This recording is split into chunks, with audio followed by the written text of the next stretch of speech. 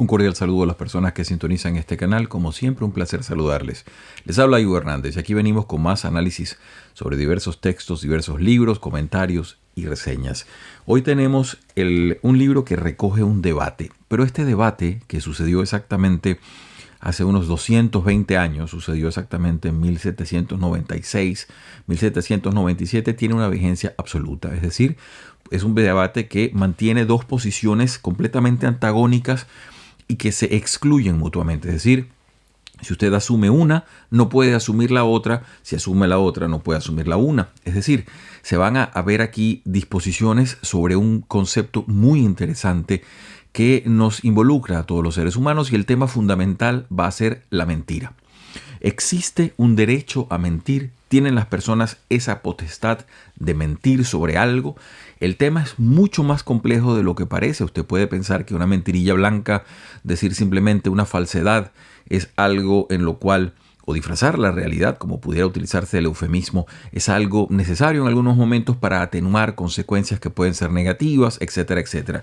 El problema es que este tema ha sido pensado a fondo y acaban de recoger, esto es un texto que no es tan antiguo, tiene algunos años de publicación, pero recogen los escritos de dos personas que se confrontaron respecto a esto. Y se trata del filósofo alemán Immanuel Kant. Es un hombre nacido 1724, muere en 1804. Kant vive 80 años. Fíjense los tiempos que les digo.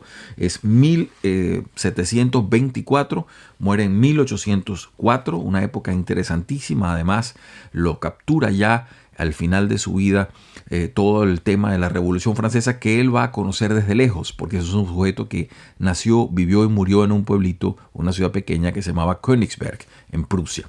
Esa es una persona. Y la otra persona es Benjamin Constant. Benjamin Constant es un sujeto que nace en 1767, es decir, es por lo menos unos 43 años más joven que Kant, y muere en 1830. Estas dos personas se van a encontrar a nivel de dos escritos y van a colisionar sus ideas allí. Ahora, es mucha la tela que hay que cortar para presentarles este texto que tengo en las manos. Aquí está. Immanuel Kant. Benjamin Constant. ¿Hay derecho a mentir? La polémica Immanuel Kant-Benjamin Constant sobre la existencia de un deber incondicionado de decir la verdad. Aquí, como les decíamos, Kant es un hombre que en esos momentos ya había escrito la mayor parte de su gran filosofía, ya había escrito sus famosas críticas, la crítica, sobre todo lo que es la filosofía práctica de Kant, que tiene tres vértices fundamentales. La filosofía práctica de él se basa primeramente en el fundamento sobre la metafísica de las costumbres o de la moral. Sitten es una palabra que en alemán puede ser lo uno y lo otro, fundamento de la metafísica y la moral. Está luego la crítica de la razón práctica y luego un libro que se llama La metafísica de la moral.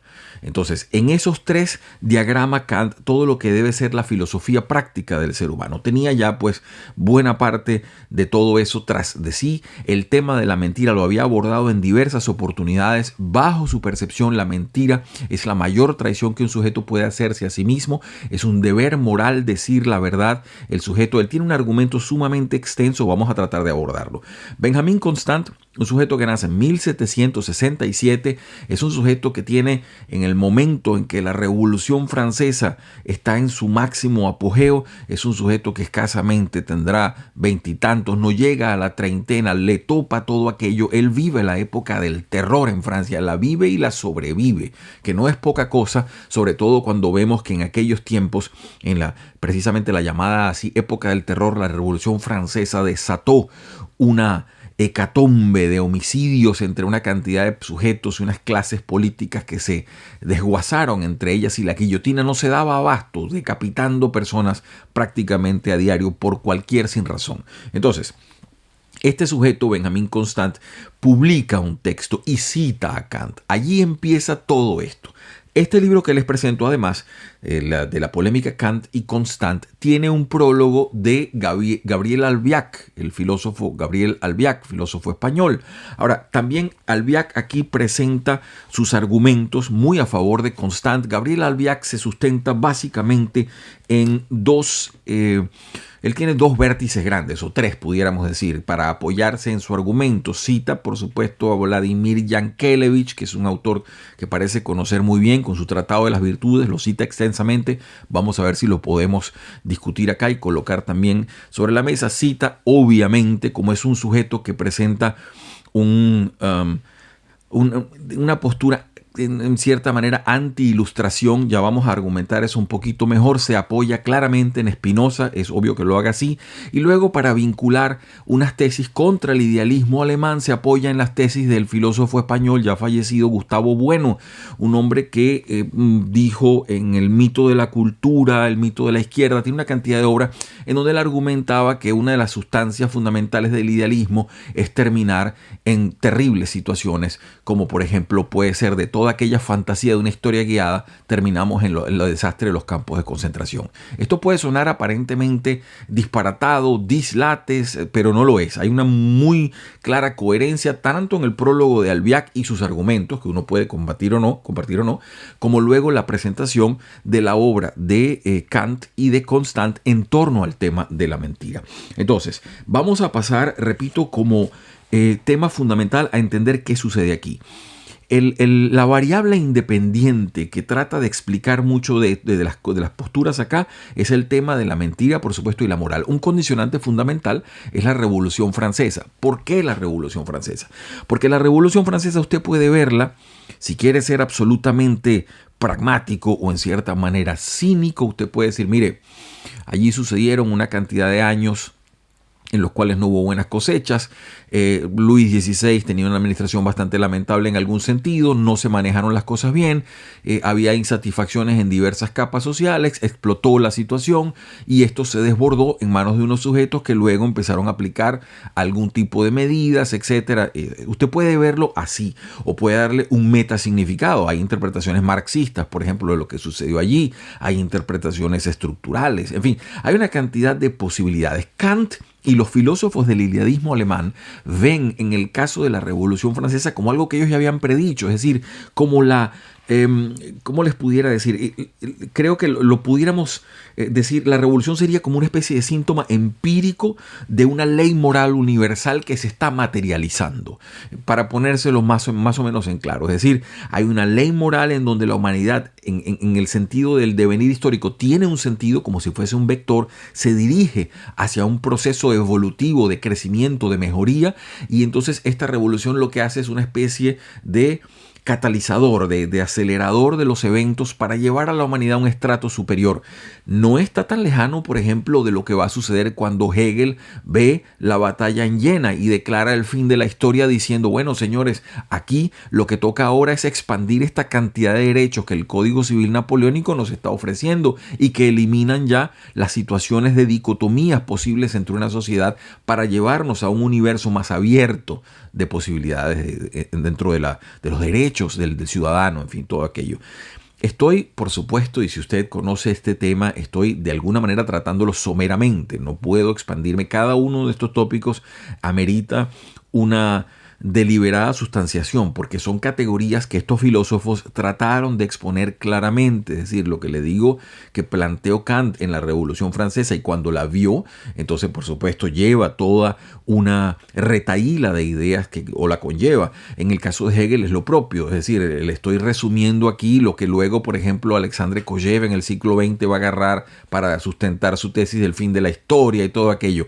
Son cosas no complejas, pero sí hiladas. Es decir, para comprenderlas hay que estar atento a los presupuestos que ellas sostienen y sobre los que ellas se afianzan. Entonces, nuevamente, la Revolución Francesa para Kant, este es un hombre recluido en una ciudad pequeñita, él no sale, él es un hombre de una eterna rutina, de unos hábitos prácticamente estoicos, se parece un poquito a Séneca, no sale nunca de su pueblo, Pascal, algo así, no sale nunca de su lugar, camina siempre a la misma hora, le llegan las noticias y él se entera del mundo por los diarios y por las noticias que le llegan. Entonces, la Revolución Francesa, y aquí Albiac lo trata duro a Kant, dice, bueno, este hombre prácticamente fantasea sobre el hecho, no lo entiende mucho y fantasean muchos en Alemania, mejor dicho Prusia, que sería bueno decir. Pero el punto es que Albiac es muy duro con Kant, ¿no? Lo pone así como un sujeto apolillado, como un sujeto que está metido por allá y que empieza a interpretar la historia de una manera particular.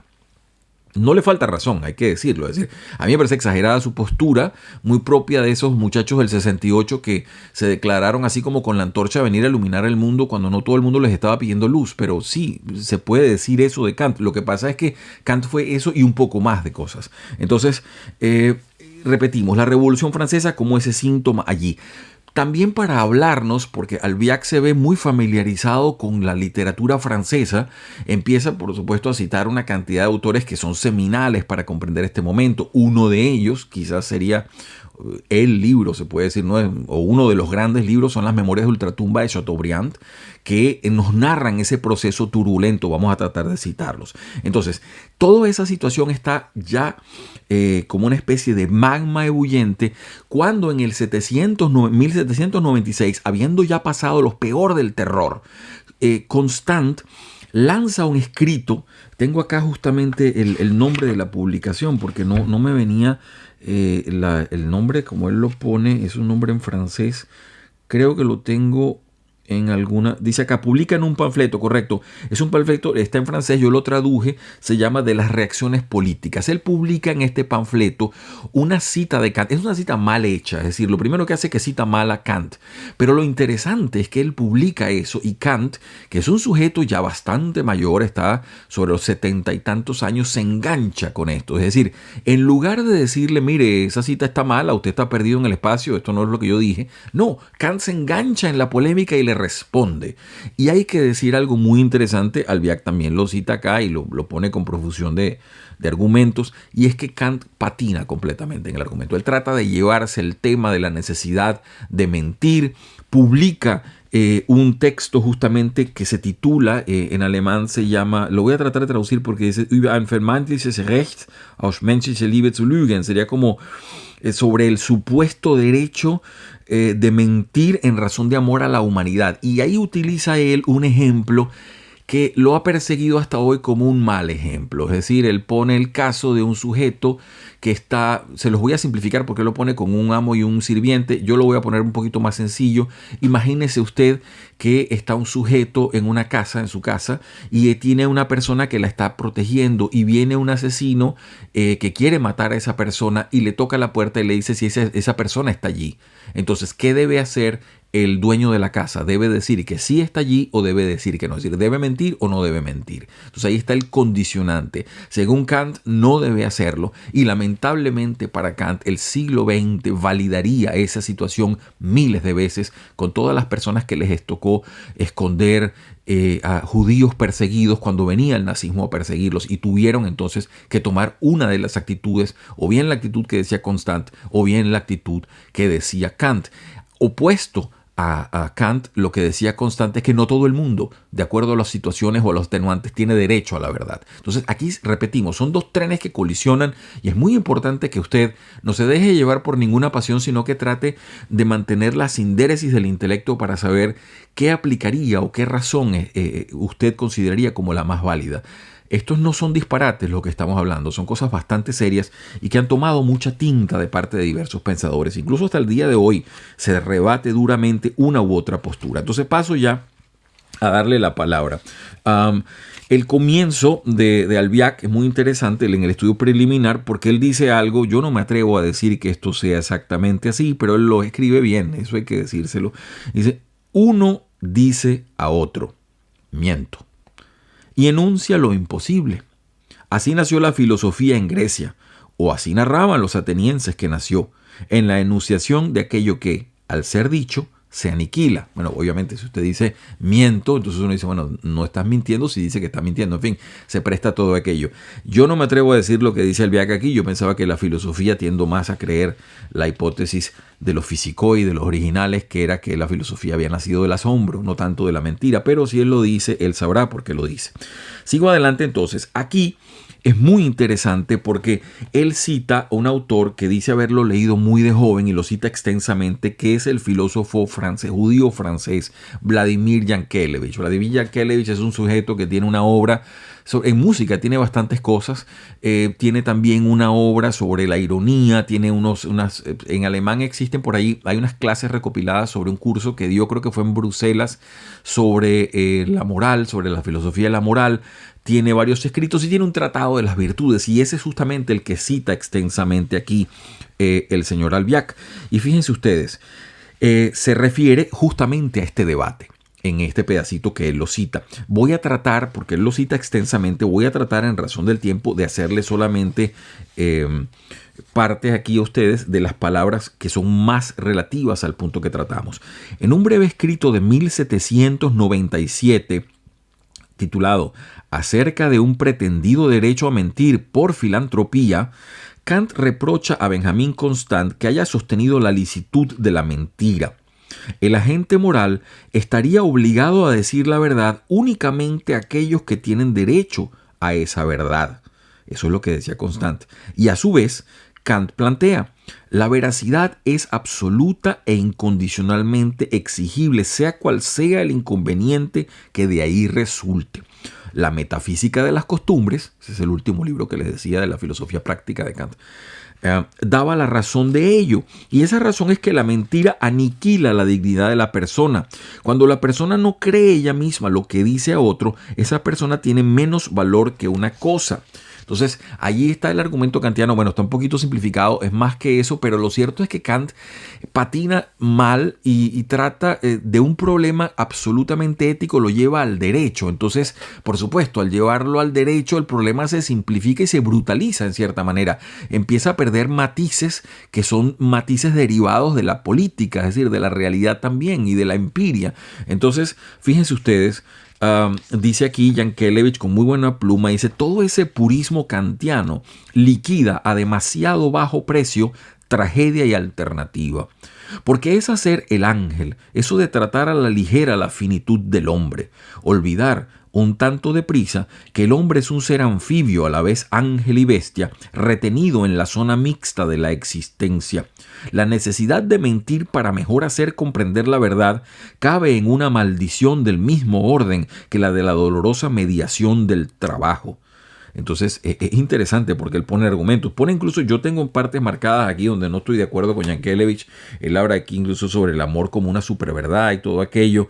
Pero es un punto muy importante. Y al final de toda su argumentación, que repito, Yankelevich además es un sujeto que tenía toda una residuo emocional en el tema, porque Yankelevich nace a comienzos del siglo XX, él vio pasar el Holocausto, vio esa situación que se produjo con el nazismo y las brutales leyes raciales como las de Nuremberg del 35 y todo ello, de manera que ese sujeto no le era fácil a entender estas cosas y ver la hilación de un tema, sobre todo cuando las consecuencias pueden ser bestiales y pueden ser de aniquilación para un pueblo entero, como fue el caso de los judíos a mano de los nazis. Fíjense lo que dice aquí cuando él concluye su argumento. Dice, no, Kant no tiene razón.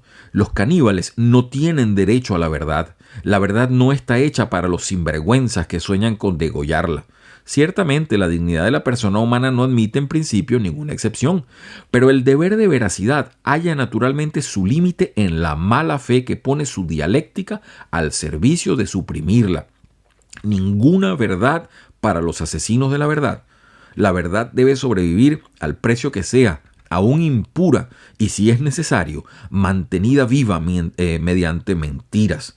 Ser veraz, pase lo que pase, o, como osa escribir Kant, sea cual sea la consecuencia que de ello se siga, no es tomar en cuenta todas las circunstancias de un caso concreto, es en cambio responder brutal y abstractamente con un sí o un no a las cuestiones planteadas por la conjetura moral. De manera que aquí Yankelevich revuelca el argumento de Kant, y a mi modesto juicio lo hace con absoluta razón y sobre todo con razón histórica, porque Kant se fue, repetimos, de un problema sustancialmente moral y se mete en temas de derecho. Entonces ya ahí empieza con una especie de falsa claridad y de falsa evidencialidad respecto al tema. No es el Kant más fuerte el que vemos aquí. En cambio, Constant, que sin embargo de ser un muchacho muy joven, no te llegaba a los 30 años, ya con su vivencia política se daba cuenta que si bien los principios morales son fundamentales, tienen atenuantes en relación a las condiciones empíricas bajo las cuales se pueden aplicar. Entonces, él que había visto el terror, donde la Revolución Francesa puso la delación a la orden del día y a cualquier sujeto lo podían matar porque alguien dijo cualquier cosa de cualquier cosa, pues había entonces que comprender la función y la aplicabilidad de esos procesos intermedios para hacer valer los principios morales. Eso es bastante... Ahora, hay un contraargumento aquí que quisiera también narrarles. Permítame llegar porque esto es apasionante, realmente apasionante, sobre todo cuando usted trata de pensarlo sistemáticamente y se va dando cuenta de las aristas fascinantes que puede tener algo aparentemente tan simple. Sigo leyendo. Hay una parte de Chateaubriand que cita a Albiac y que a mí me parece bienvenida primero porque ese libro me parece fundamental, Las Memorias de Ultratumba. Por cierto, hay una edición, la acaba de editar, creo que es Acantilado, es nueva, gruesa, es un libro muy costoso, pero es que es un libro enorme.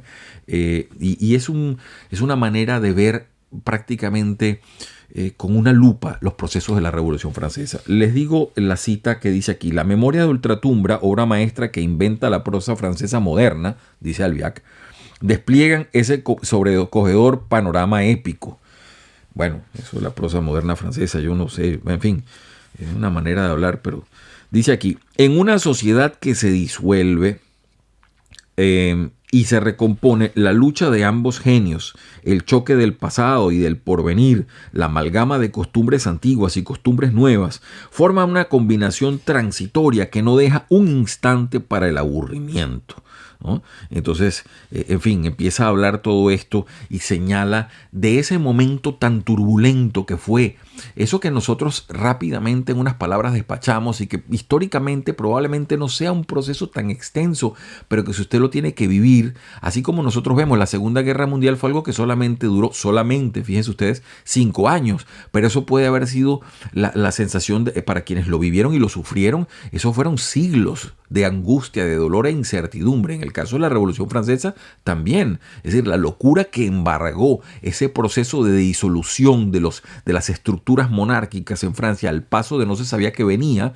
de una supuesta república, etcétera, con una constitución y las declaraciones de los derechos del hombre y todas aquellas cosas que no tenían precedentes, dejaban a muchas personas con una incertidumbre permanente sobre el mañana. Sigo leyéndoles más sobre este libro que, repito, da para mucho debate, mucha discusión. Estoy todavía con el prólogo de Albiac, que es un prólogo extenso, pero está muy bien escrito, hay que decirlo. Incluso cuando uno se distancia de las cosas como él las dice, sobre todo, uno agradece que coloque sus argumentos claramente sobre la mesa. Aquí, por ejemplo, fíjense ustedes, él maltrata mucho a Kant y eso es realmente injusto. Kant es uno de los filósofos proteicos de los últimos 500 años, eso no se le puede negar. Y si bien es cierto que muchas de las categorías que dibujó Kant, entre ellas su percepción del tiempo, del espacio, han sido superadas por los avances y los conocimientos en las ciencias como la física y todo aquello que nos hablan de un espacio-tiempo y de unos continuos que él no manejaba, uno no puede dejar de darse cuenta todos los avances que logró en muchos campos de la filosofía y todo lo que influenció a muchos filósofos posteriores. Dice aquí, estoy en la página 34, la vida de Immanuel Kant nos ha cabido en un párrafo. No existe. Aunque Tomás de Quincy se tomase en su día la simpática libertad de fingir relato a sus igual de inexistentes días finales, está refiriéndose al trabajo de Quincy que se llama Los últimos días de Immanuel Kant y otros escritos, ¿no? Que está publicado. Dice: en lo que ajusta bien a la carrera funcionarial del hijo de un artesano modesto en la Prusia profunda, donde nunca sucede nada, donde todo es un largo, idéntico, más que repetido, inmóvil aburrimiento. Su tesón e inteligencia le labraron un destino, tan solo un escalón por encima del sirviente, profesor. Y contrasta esto, pues, la figura de Constant, que era un sujeto libertino, de la vida abierta, etcétera, etcétera. En cierta manera, una reflexión de lo que los muchachos del 68 querían o han querido ver sobre sí mismos, cuando en realidad la historia puede ser otra. Pero el punto es que seguimos acá. Le trata muy mal a Kant. Dicen: estos sujetos no pueden entenderse. En la página 36 dice Albiac: no hay milagros. El viejo busca aferrarse a un sucedáneo especulativo de la vida que no tuvo, de la vida que a sus 72 años no puede permitirse ya esperar que llegue. Vida y aventura. El otro A los aún ni 30 ha tenido ya bastante como para permitirse el lujo de mirarlas con displicencia. Se han leído uno al otro. Eso lo dudo yo. Yo no sé si Constancia había leído toda la obra de Kant. Ni siquiera sé si estaba traducida al francés. Se desprecian. Petimetre para el profesor pietista, el frívolo libertino. Hombre de hojarasca muerta, el de Königsberg, para el coleccionista de éxito social y de mujeres. Está hablando de Constant. Y ese desprecio el lector lo persigue. El viejo inventa la revolución en su cabeza como una verdad de la historia. Inconmovible verdad que vendría a ajustarse a lo por él exigido como norma del comportamiento humano desde textos que datan de 4 años antes de que cayese la Bastilla. La libertad. Bueno, y entonces él dice, bueno, y exige que esta revolución ahora realice al pie de la letra el contenido liberador que en la filosofía crítica le fue asignado y el cual la crítica del juicio dotará con el definitivo fundamento de una visión teleológica de la historia.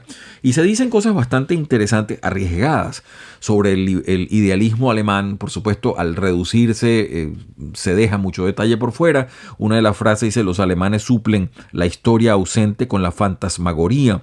Eso refiriéndose, por supuesto, al idealismo alemán en concreto. Deja mucha discusión por fuera esto, pero habría que ponerlo. Muy interesante también, él apela acá a uno de los ensayos del poeta Hölderlin y dice aquí Albiach en la página 40: pocos textos hay tan bellos como el proyecto de programa de los jovencísimos Hegel, Schelling y Hölderlin. Están hablando de 3 importantes, 2 filósofos y un poeta, pensadores alemanes del siglo XIX. Pocos también tan inútiles, tan infantilmente precursores, sin saberlo, de la gran ceremonia de la muerte. Y lo cita.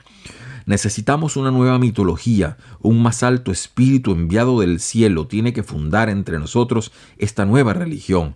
Será la última obra, la más grande de la humanidad. Esa es una cita textual de ese trabajo que se conoce como el más antiguo proyecto de programa del sistema del idealismo clásico alemán.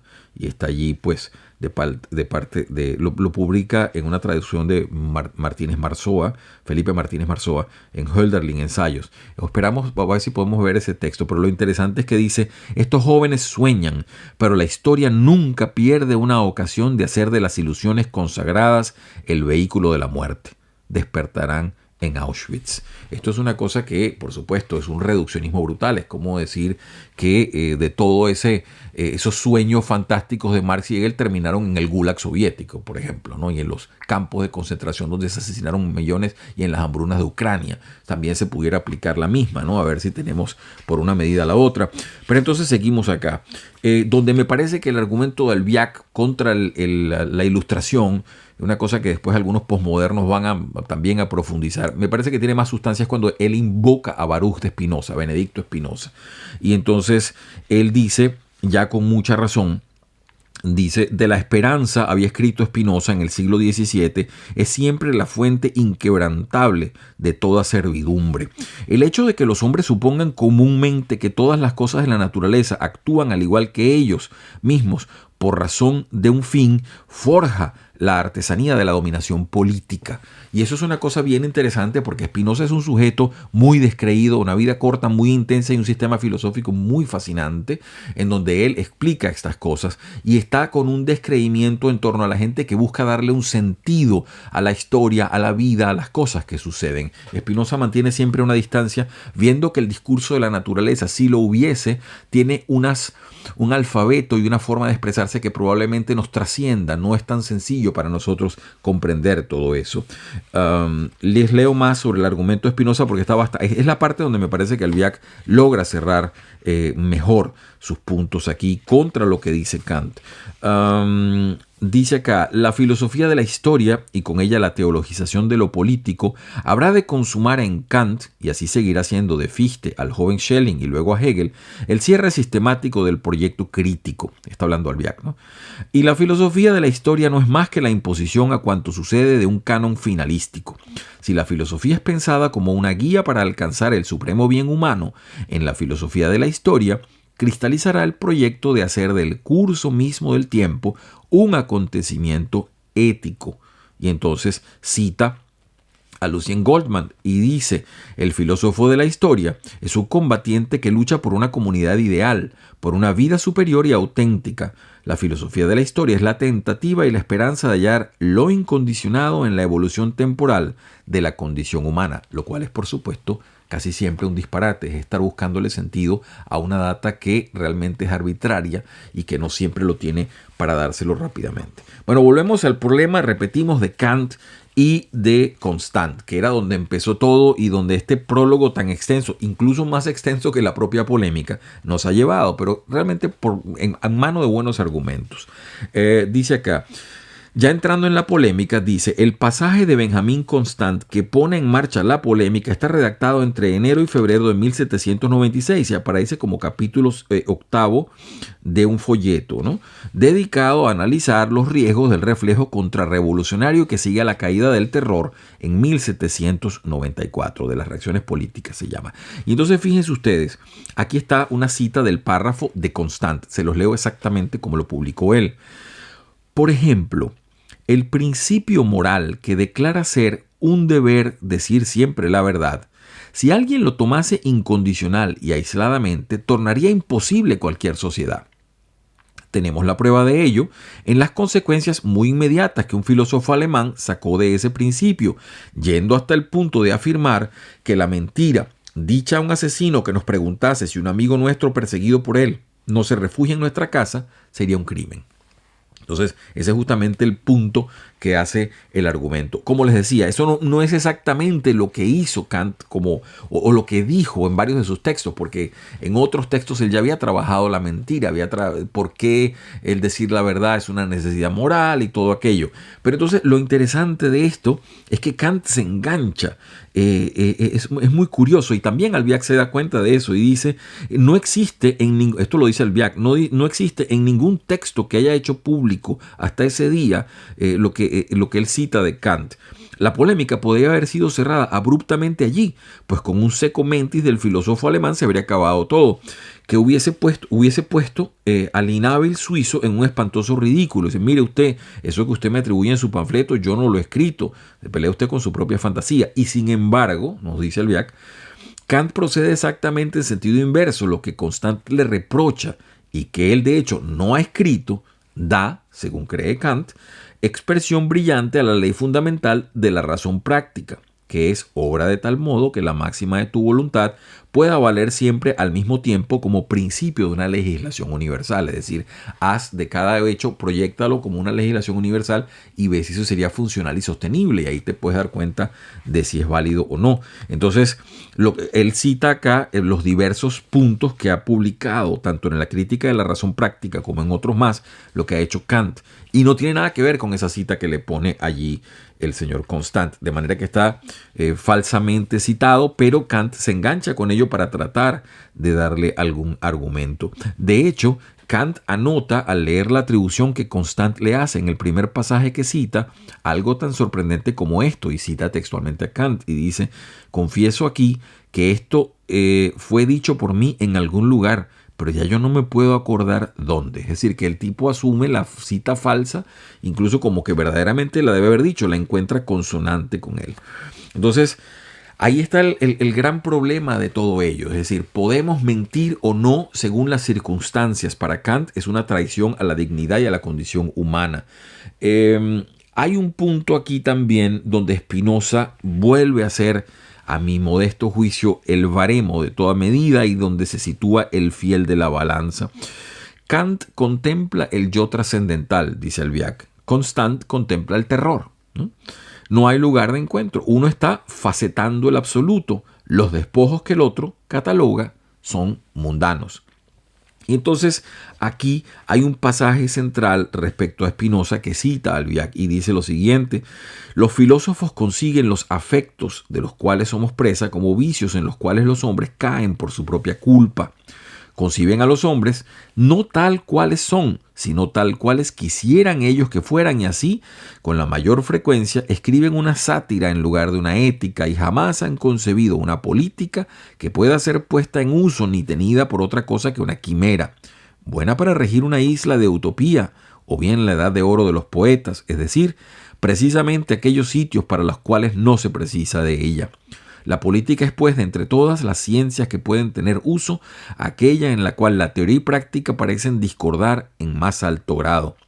Los hombres políticos se considera que buscan tender a los hombres trampas más bien que velar por ellos, y que son hábiles más bien que sabios, y ello porque la experiencia les ha enseñado que habrá vicios siempre allí donde haya hombres. Esa es la expresión. Y, por supuesto, el desencuentro teórico entre estas dos personas que no pueden tener ningún tipo de campo medio donde dirimir sus diferencias. Entonces, ahí puede usted verlo, pues, lo que le dice Constant a Kant y lo que responde Emmanuel Kant tratando de decir el argumento de un supuesto absoluto en donde está uno obligado siempre a decir la verdad. Quédese usted entonces con esa duda si le parece y puede aplicarla a su vida cotidiana. El caso que pone Kant luego queda vigente. Si usted está guardando una persona, la está protegiendo en su casa y viene un asesino que usted sabe que quiere dañar a esa persona y le toca la puerta, ¿qué va usted a decir? ¿Sí está aquí o no está aquí? Y sea que diga sí, sea que diga no, ¿cuál es el argumento para sostener ese sí o ese no? Les hablo Ivo Hernández, qué gusto estar con ustedes, venimos con más libros. Hoy nos ocupó esto durante bastante tiempo y es mucha la tela que se nos quedó todavía por cortar porque repetimos, esto de si hay derecho a mentir, y fíjense que cada palabra está en su lugar aquí, es una polémica importante que existió hace 220 años y hoy en día pudiera existir también porque está vigente en nuestra apreciación de la vida, de la moral y de la política. Como siempre se les desea desde esta esquina que tengan todos una muy feliz semana.